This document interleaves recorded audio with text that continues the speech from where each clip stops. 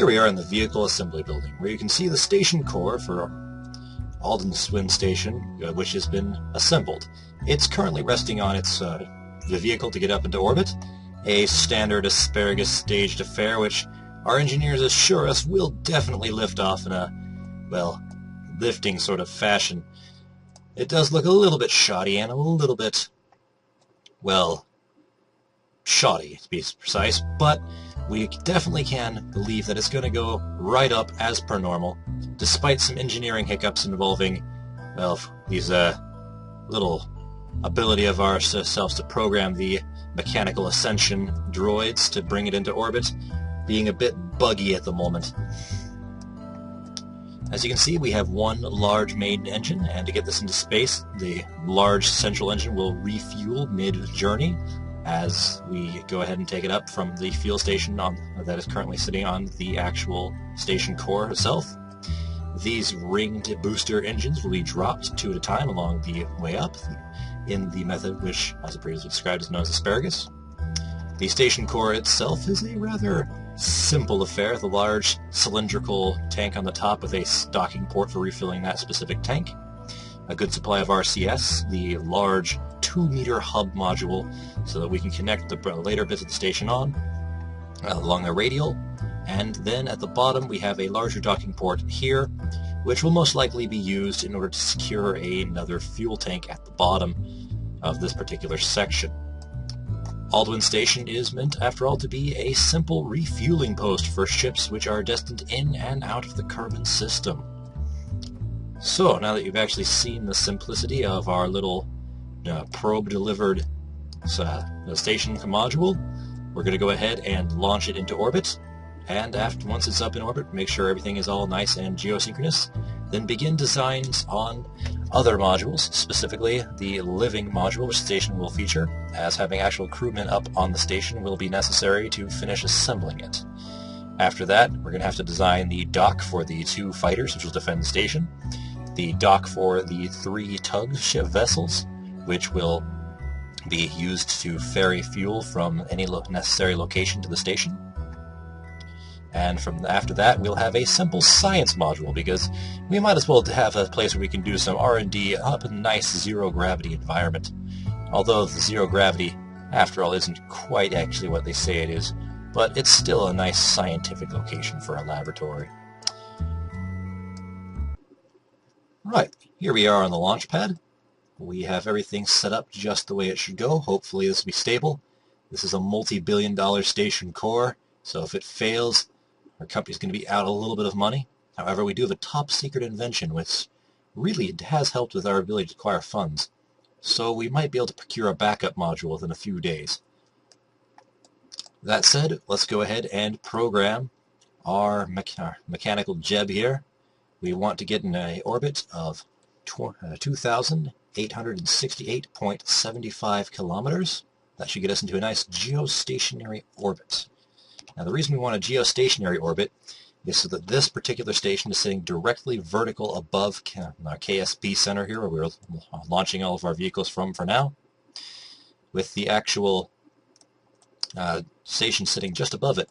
It should be easy to have our ground-based craft rendezvous to refuel.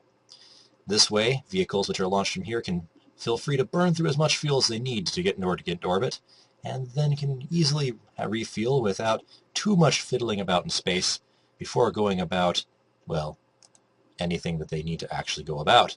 Our future missions are currently not yet planned in too much detail that can be mentioned right now. However, we do have an actual moon base planned, specifically for a mining operation.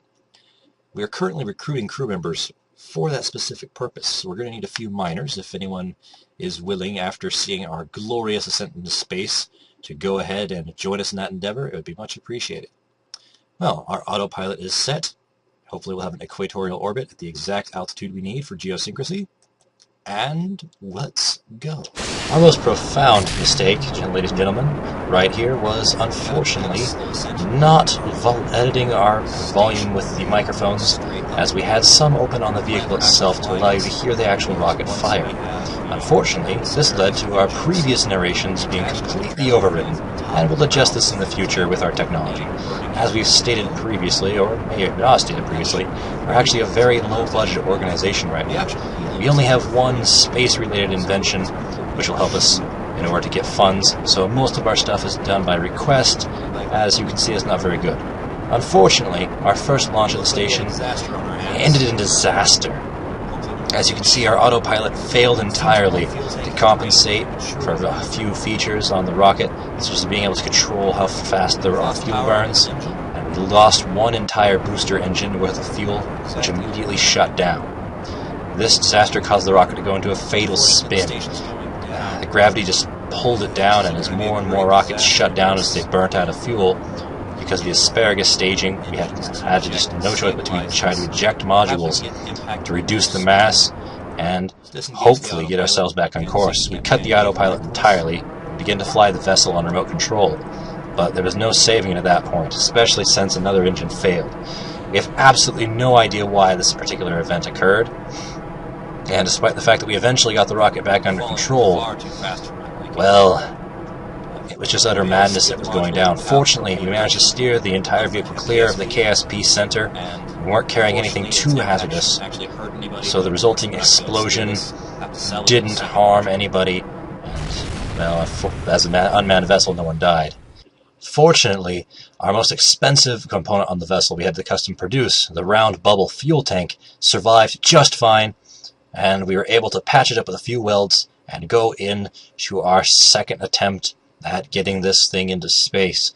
Unfortunately, our financial benefactors did not like that failure one bit, and it took a lot of schmoozing, some outright bribes, and promised to set one of our sponsors' sons up on the station as kind of a vacation, the first chance we get, in order to get further approval for our launches and missions and constructions.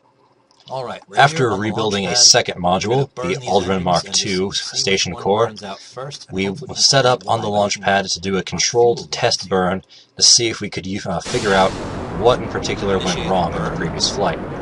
As you can see here, one of our engine rates consumes fuel much faster than it should. One of the fuel pumps apparently is pumping far, far faster than normal. It shouldn't be able to do that, and our engineers can confirm that it wasn't malfunctioning, it was just functioning the way it normally would, as were all the others. The part itself was defective. So, because of that defective part, the thrust of the rocket becomes instantaneously unbalanced within a few seconds of takeoff, and would lead to previous disasters. This meant that we had to completely go back to square one and redesign our launch module from scratch in order to actually get to space, at further expense and for far more schmoozing of our benefactors in order to develop a stable launch platform to get the core in space. Alright, ladies and gentlemen viewing at home, we had to redesign the rocket. It turns out we had ordered some very shoddy parts and they weren't working correctly. And unfortunately, we're quite a poor company right now. But on the bright side, we had some old solid rocket boosters laying around from some old missile tests that we did in the past. And now we should be able to actually get this up into space just like we need to. If this doesn't work, though, this will be the end of our company. So, cross your fingers. Let's hope that we get this in the sky. This launch also did not go as planned. Our ascent is much, much more stable, as the solid rocket boosters are old technology that we've managed to perfect, and as you can see, they perform quite well, even with our autopilot, which will be getting some improvement in tinkering, by the way. The ascent is very stable, it goes up, and we have briefly experimented with the idea of locking the fuel tank on the nose of the actual rocket vehicle right now, so we'd have all of our fuel once we got into space, and not have to send up a second mission to actually fuel the station for our assembly craft, which will need fuel for things like installing the modules and returning personnel to Earth. Unfortunately, there is a slight hiccup in our actual plans and designs, and As it turned out, the heavy nose is not something we actually want launching. It was a mathematical error on our part. As you can see here, our rocket slowly was engaging its gravity turn in order to begin its final ascent to our geostationary orbiting altitude. It's this particular movement that was, well, destructive. During the gravity turn, a lot of the welding broke loose on parts of our rocket, leading to damage. Unfortunately, some of these parts also included the payload of the station core. So, there we are, have it, folks. Once the solid rocket boosters died, the resulting quick change of G-force snapped our actual controls core, our computer center, and the main fuel tank directly off, sending it flying on a ballistic trajectory into the sea. Fortunately, however, we were able to recover it once again. Unfortunately, we had to completely build our computer core over again from scratch. You can see here on the telemetry that it's going to splash down a long ways off of the coast, well within range of our retrieval craft, however, so that's not a big issue. The big issue is, this was a major setback in the project. So major that it actually took us quite a long time to find another benefactor willing. Fortunately, thanks to the efforts of a private anonymous donor, we did get the funding for one final attempt at launch. So, without further ado, here's the results of that third and final attempt to get our station into space. Well, folks, it took a lot of schmoozing, a lot of pleading, and a lot of begging, but we managed to get the funds to reassemble all these components. I know I keep saying that we don't think we can do another launch, and that's not just me saying that. Fortunately, we keep being able to make our attempts. This is Mark III, and, well, this one really is it. This is the final time we'll ever be able to build this particular device. Our discoveries on Kerbin have only given us so much political clout, and it's been very expressly confirmed to us this is the last time that any failure on our part will be tolerated until we can show that we got the stuff on this planet and off of it. All of our work up until this point has been theoretical. Unfortunately, we don't have any pilots. We've had to hire someone out in order to pilot this particular mission using remote control, so we won't be using this bloody autopilot. It'll be all done manually by remote from our station that you can see over here, that middle satellite dish actually. And we are going to be launching in 5, 4, 3, 2, 1. Fortunately, our new expert recruit pilot was able to bring this craft up to speed and get it to ascend very quickly and very stably and very well. As such, she has earned herself a position permanently at TLS Industries, and we would like to take this moment to thank Kaylee Hine for her contribution to the Aldrin space station by making it even possible to get there. She's going to be piloting all of our attempts to get the rest of our modules up there, and may end up personally refueling the station herself if she chooses to pilot from the actual main vehicle.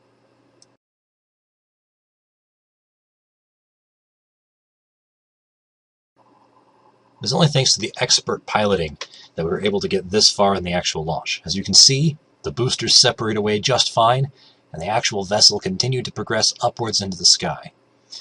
We did a few things to check our periapsis and our ascending node and make sure that we had a stable orbit. Unfortunately, due to the way the actual craft launches and how it was designed, and the fact that we did not have enough fuel to actually meet our goal of having a geostationary orbit, we had to cut ourselves a little bit shorter than our intended goal. You can see that as we set up a potential burn to circularize later. However, we did manage to get into space and get launched on this third attempt. And as you will be able to see in a few short minutes, our autopilot system seems to work just fine in zero gravity, something that I'm sure our engineers will be delighted to check into.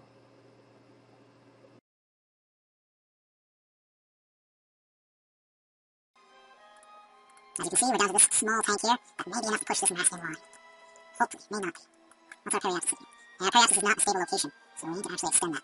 We're going to be programming the autopilot now. We want to circularize. Altitude. We're going to put it in a 150 kilometer orbit, as we just simply cannot do anything else than that right now. And we're looking at a burn time of 25 seconds. We should have just enough to do that. The autopilot has been instructed to execute our next node. Any luck, we should be able to pull this off. You can see our projected trajectory, as well as the point where we should perform our maneuver. And it looks like we have plenty of time to actually bring the station core into position. It's a very exciting moment. Hopefully, we'll be able to end up on our projected trajectory without running out of fuel. When I put the fuel up on the screen, you can see that we have barely a seventh of our overall fuel left. It is all nail-biting here at Mission Control. Things do not look, well, frankly, good. Yes, it looks like we have just enough fuel. We'll have a little bit extra, in fact. We might be able to actually fill up our fuel tank up topside, as we originally planned, in order to help bring our shuttles back to, down to Kerbin.